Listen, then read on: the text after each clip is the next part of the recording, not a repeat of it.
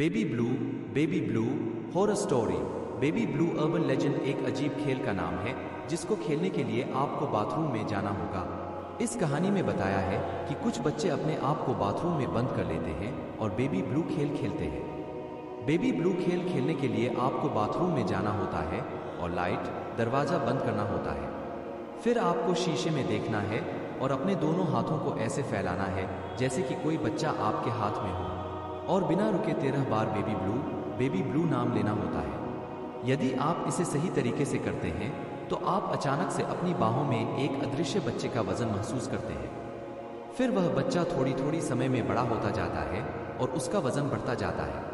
आपको महसूस होगा कि वह बच्चा आपको खरोच भी रहा है। इससे पहले कि वह बच्चा भारी हो, आपको इस अदृश्य बच्चों को बाथरूम में बहा देना होगा और बाथरूम से बाहर भागना होगा। यदि आप इसे जल्दी से नहीं करते हैं तो आपको शीशे में एक भयानक औरत दिखाई देगी और वह जोर से चिल्लाएगी कि मुझे मेरा बच्चा वापस दे दो, और वह इतनी जोर से चिल्लाएगी कि शीशा टूट जाएगा।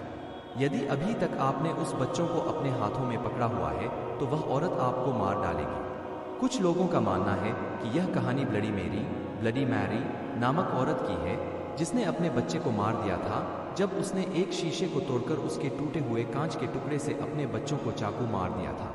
कुछ लोगों के अनुसार इसके बारे में कुछ लड़कियों को पता चल गया था और उन्होंने इसे आजमाने का फैसला किया। उन्हें विश्वास नहीं हुआ था कि यह सच में हो जाएगा, इसलिए उन्होंने अपनी एक दोस्त लारा को यह करने के लिए अकेले ही बाथरूम में भेज दिया।